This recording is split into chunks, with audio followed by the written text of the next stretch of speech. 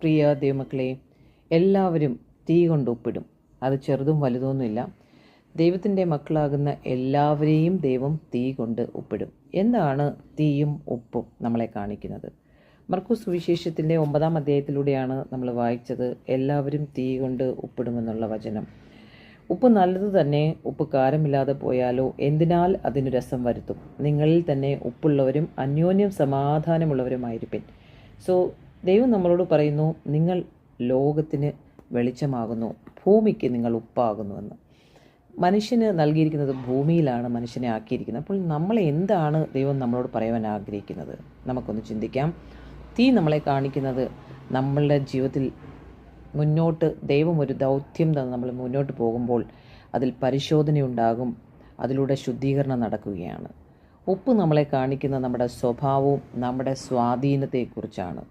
അതിൻ്റെ ഫലം എന്താണെന്ന് വെച്ചാൽ ശുദ്ധീകരിക്കപ്പെട്ട് കഴിയുമ്പോൾ തീയിലൂടെ നമ്മളെ ദൈവത്തിന് പ്രയോജനപ്പെടുത്തുവാൻ പറ്റുന്ന ദൈവിക സ്വഭാവത്തിലേക്ക് കൊണ്ടുവരുന്ന ഒരു സ്വാധീനത്തിലേക്ക് എത്തുന്ന ഒരു വിശ്വാസിയാണ് ദൈവത്തിൻ്റെ കയ്യിൽ കിട്ടുന്നത്. നമുക്ക് പ്രകൃതിയിൽ തന്നെ ഒരു ഉദാഹരണം നോക്കുകയാണെങ്കിൽ, ഒലിവിൻ്റെ കായ എടുത്താൽ അതിൽ നിന്ന് എണ്ണ നമുക്ക് ലഭിക്കണമെങ്കിൽ നമ്മൾ എന്ത് ചെയ്യണം? ഒലിവിൻ്റെ കായ് നമ്മുടെ കയ്യിലെടുത്തിട്ട് അതിനെ നമ്മൾ പ്രസ് ചെയ്യണം. ആ ഒലിവിന് ഒരു സമ്മർദ്ദം, അത് അത്രയും നാൾ അതിജീവിച്ചതിനേക്കാൾ വലിയൊരു സമ്മർദ്ദം, ഒരു പ്രസ്സിങ് അതിൻ്റെ ജീവിതത്തിൽ വരുമ്പോൾ അതിൻ്റെ അകത്തിരിക്കുന്ന എണ്ണ പുറത്തേക്ക് വരുന്നു. ഇതുപോലെ നമ്മുടെ ജീവിതത്തിൽ നമ്മളുടെ ഓരോ ദൗത്യത്തിലേക്കും ദൈവം മുന്നോട്ട് ഒരു സ്ത്രീയെയും പുരുഷനെയും കടത്തിവിടുമ്പോൾ നമ്മുടെ അകത്തുള്ളത് പുറത്തേക്ക് വരുന്നു. നമ്മളിൽ ദൈവത്വമാണോ, ലോകപരമായ ചിന്തകളാണോ, വചനത്തിൻ്റെ അടിസ്ഥാനത്തിലാണോ നമ്മൾ സഭയെ പണിഞ്ഞിരിക്കുന്നത്, മണ്ണിലാണോ അതോ പാറയിലാണോ പണിഞ്ഞിരിക്കുന്നത്, നമുക്ക് ദൈവം വെളിപ്പെടുത്തി കിട്ടും. സന്തോഷത്തിൽ എല്ലാവർക്കും വിശ്വാസം പ്രകടിപ്പിക്കാൻ കഴിയും, സാക്ഷ്യം പറയാൻ പറ്റും, സ്റ്റേജുകൾ ഇളക്കാൻ പറ്റും. എന്നാൽ പരിശോധനയുടെ സമയത്താണ് നമ്മുടെ വിശ്വാസത്തിൻ്റെ ക്ഷമയും സ്നേഹവും സമാധാനവും നമ്മളിൽ നിന്ന് പുറത്തു വരുവാൻ ദൈവം നമ്മളെ കാണിച്ചു തരും, നമ്മളെവിടെ വരെ എത്തിയെന്ന്. നമ്മുടെ ഉള്ളത്തിൽ ക്രിസ്തുവിൻ്റെ സ്വഭാവം എത്രമാത്രം ഉണ്ടെന്ന് നമുക്ക് കാണിച്ചു തരും ഓരോ നിമിഷത്തിലും. ഇതിലൂടെ ദൈവം നമ്മളോട് പറയുവാൻ ആഗ്രഹിക്കുന്നത്, സ്വർണത്തെ തീയിലിട്ട് കഴിഞ്ഞാൽ ഈ സ്വർണത്തെ വെറുക്കുന്നത് കൊണ്ടല്ല, സ്വർണത്തിൻ്റെ അകത്തിരിക്കുന്ന അശുദ്ധിയുണ്ടല്ലോ അത് നീക്കിക്കളയാനാണ്. നമ്മൾ പ്രോസസ്സ് കണ്ടിട്ടുള്ളതാണ്. എങ്ങനെയാണ് സ്വർണം, it's not a small process, ഭയങ്കര പ്രോസസ്സാണ് സ്വർണം ഉണ്ടാക്കിയെടുക്കുവാനായിട്ട്. അതുപോലെ തന്നെ ദൈവം അനുവദിക്കുന്ന ചില പരിശോധനകൾ നമ്മുടെ ജീവിതത്തിൽ നമ്മളെ തകർക്കുവാനല്ല, നമ്മെ ശുദ്ധീകരിക്കുവാനാണ്. തീയിലൂടെ കടന്നു പോയതിന് ശേഷം ഉപ്പ് അതിൻ്റെ രസം നഷ്ടപ്പെടുത്തരുത്. പരിശോധന കഴിഞ്ഞാൽ നമ്മൾ മുമ്പിലത്തേനേക്കാട്ടിലും കൂടുതൽ സ്നേഹമുള്ളവരും കൂടുതൽ വിശ്വാസത്തിൽ ഉറച്ചവരും കൂടുതൽ സമാധാനം നൽകുന്നവരുമായിരിക്കണം. ഇതാണ് മർക്കോസ് സുവിശേഷം 9-ാം അധ്യായത്തിൻ്റെ 49-ഉം 50-ഉം വാക്യത്തിലൂടെ ദൈവം നമ്മളോട് പറഞ്ഞു തരുന്നത്. നമ്മളെ അയക്കുന്ന തീയാണ്.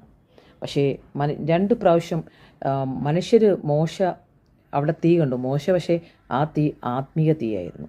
അതുപോലെ തന്നെ ശദ്രക്, മേശക്, അബേദ്നെഗോ തീയിലൂടെ പോയി, പക്ഷേ അവരെ അത് തൊട്ടതേയില്ല. ഇതിലൂടെ അവരുടെ ഉപ്പിൻ്റെ ആ രസം, ആ ദൈവത്വത്തിൻ്റെ പ്രവൃത്തി അവരിൽ നഷ്ടപ്പെട്ടില്ല. അത് റിഫ്ലക്റ്റ് ചെയ്ത് പുറത്തു വരികയും രാജാവ് ദൈവത്തെ സേവിക്കുവാനും 2 രാജാക്കന്മാർ ദൈവത്തെ അറിയുവാനും ഇടയായി. ഹല്ലേലൂയ. ദൈവം നമ്മളിലൂടെ പറയുവാൻ ആഗ്രഹിക്കുന്നു, നമ്മളെ ഒരു ശോധനയിലൂടെ, ഒരു പെണ്ണായിക്കോട്ടെ ആണായിക്കോട്ടെ, കർത്താവ് തന്ന ദർശനത്തിനനുസരിച്ച് നമ്മളെ കടത്തിവിടുമ്പോൾ നമ്മൾ ഭയക്കാതെ മുന്നോട്ട് യാത്ര ചെയ്യുക. ഹല്ലേലൂയ. ഒരു വചനം പറയുവാൻ ആഗ്രഹിക്കുന്നതിൻ്റെ ഇടയിൽ 1 പത്രോസ് 1-ാം അധ്യായത്തിൻ്റെ 6-ഉം 7-ഉം വാക്യത്തിൽ പറയുന്നു, വിശ്വാസത്തെ തീയിൽ പരീക്ഷിക്കപ്പെടുന്ന സ്വർണത്തോട് താരതമ്യം ചെയ്യുന്നുണ്ട് പത്രോസ്. കണ്ടല്ലോ, സ്വർണം തീയിൽ പരീക്ഷിക്കപ്പെടുമ്പോൾ അതിൻ്റെ യഥാർത്ഥ ഗുണം തെളിയുന്നത് പോലെ നമ്മുടെ വിശ്വാസവും പരിശോധനയിലൂടെയാണ് തെളിയുന്നത്. അതിന് പലരെയും നമ്മളെ ഉപയോഗിക്കും. എൻ്റെ ഈ ജീവിതയാത്രയിൽ, 17 വർഷത്തെ ജീവിതയാത്രയിൽ ഓരോ സ്റ്റെപ്പ് മുന്നോട്ട് പോകുമ്പോൾ പ്രതികൂലങ്ങൾ കൂടുകയാണ്. പക്ഷേ അവിടെയും ഈഗിൾ ലവ് സ്റ്റോംസ്, നിങ്ങൾ പറഞ്ഞാട്ടെ, ഈഗിൾ ലവ് സ്റ്റോംസ്. നിങ്ങൾ പുറത്തേക്ക് ഇറങ്ങിയിട്ട് മേഘത്തിലേക്ക് നോക്കണം. കാക്ക പറക്കും, പക്ഷേ ഭയങ്കര കാർമേഘം ഇരുണ്ട് കൂടുന്ന സമയത്താണ് കഴുകന് പറക്കാൻ ഭയങ്കര ഫ്രീഡമാണ്. കാരണം അവൻ ആ ഒരു അറ്റ്മോസ്ഫിയറാണ് അവന് ഇഷ്ടം. നമ്മളെയും കഴുകനോട് ഉപമിച്ചിരിക്കുകയാണ്. യെശയ്യാ 40:31. കഴുകനെ പോലെ ചിറകടിച്ചുയരും. Yes, receive it in the name of Jesus Christ. Hallelujah. അപ്പോൾ ഈ ദിവസങ്ങളിൽ നമുക്ക് ഒത്തിരി പ്രോഗ്രാംസുകളുണ്ട്. എല്ലാം നിങ്ങളെ വീണ്ടും അറിയിക്കുന്നതായിരിക്കും. എല്ലാവരും അവരവരായിരിക്കുന്ന സ്ഥലത്തിൽ പരിശുദ്ധാത്മാവിൽ വിധേയപ്പെടുക. ടൈമിലേക്ക് ഗവൺമെൻറ്റുകളെല്ലാം പ്രതികൂലമായി എഴുന്നേൽക്കുമ്പോൾ അവിടെ സ്ത്രീയും പുരുഷനും ഒന്നുമില്ലാതെ, കോൺഗ്രിഗേഷൻ ഇല്ലാതെ ദൈവത്തിൻ്റെ മക്കളെ ദൈവം എഴുന്നേൽപ്പിക്കുകയാണ്. ഹല്ലേലൂയ. എല്ലാ അടിമത്തത്തിൽ നിന്നും കഴുതകളെ അഴിച്ചുകൊണ്ട് വരാനാണ് കർത്താവ് പറഞ്ഞത്. ഇംഗ്ലീഷ് ബൈബിളിൽ വായിക്കുമ്പോൾ she and her small donkey എന്നാണ് പറയുന്നത്, ആ ചെറിയ അതിൻ്റെ കുട്ടിയെന്നാണ് പറയുന്നത്. അപ്പോൾ ഇതുപോലെ നമ്മളെ ദൈവം തിരഞ്ഞെടുത്തിരിക്കുന്നത് നിങ്ങൾക്ക് അതിൻ്റെ ബോധ്യമുണ്ടെങ്കിൽ നിങ്ങൾ എഴുന്നേൽക്കുക. നമ്മുടെ ഭാരതം ക്രിസ്തുവിനെ അറിഞ്ഞിരട്ടെ. ധൈര്യവും പരാക്രമശാലികളുമായ സ്ത്രീകളും പുരുഷന്മാരും എഴുന്നേൽക്കട്ടെ. അന്ത്യകാലത്തെ ശുശ്രൂഷയ്ക്ക് വേണ്ടി പരിശുദ്ധാത്മാവാണ് ഇവിടെ കൺവീനർ, ഇവിടെ മനുഷ്യനല്ല. ഹല്ലേലൂയ. നമ്മൾ അവൻ്റെ കയ്യിലെ പാത്രം മാത്രമാണ്. ഓരോരുത്തരെയും ഉടയ്ക്കുമ്പോഴാണ് നിനക്കേത് അധികാരമെന്ന് ജനം ചോദിക്കുമ്പോൾ കർത്താവിലുള്ള അധികാരത്തെയാണ് അവർ ചോദ്യം ചെയ്യുന്നത്. ആമേ. സോ നമ്മൾക്കറിയാം ഒരു വചനം, ആവർത്തന പുസ്തകം 17-ാം അധ്യായത്തിൽ അവർ ഉപദേശിച്ചു തരുന്ന പ്രമാണത്തിനും പറഞ്ഞു തരുന്ന വിധിക്കും അനുസരണത്തിനായി നീ ചെയ്യണം. അവർ പറഞ്ഞു തരുന്ന വിധി വിട്ട് നീ ഇടത്തോട്ടോ വലത്തോട്ടോ മാറരുത്. നിന്റെ ദൈവമായ യഹോവയ്ക്ക് അവിടെ ശുശ്രൂഷ ചെയ്ത് നിൽക്കുന്ന പുരോഹിതൻ്റെയോ ന്യായാധിപൻ്റെയോ വാക്ക് കേൾക്കാതെ ആരെങ്കിലും അഹങ്കാരം കാണിച്ചാൽ അവൻ മരിക്കണം. ഇങ്ങനെ ഇസ്രായേലിൽ നിന്ന് ദോഷം നീക്കിക്കളയണം. ഇതാണ് ജനം എല്ലാം കേട്ട് ഭയപ്പെടണം. ദൈവം കൊടുക്കുന്ന കൽപ്പനയ്ക്കനുസരിച്ച് ആ വാക്കുകളെ അതിനെ മറിക്കാൻ ആർക്കും പറ്റത്തില്ല. അപ്പം ഇത് ന്യായാധിപനോ പുരോഹിതനോ, അപ്പം ഇതിലൂടെ ഈ ഒരു ലൈനിലാണ് ദബോറ ന്യായാധിപയായി എഴുന്നേൽക്കുന്നത്.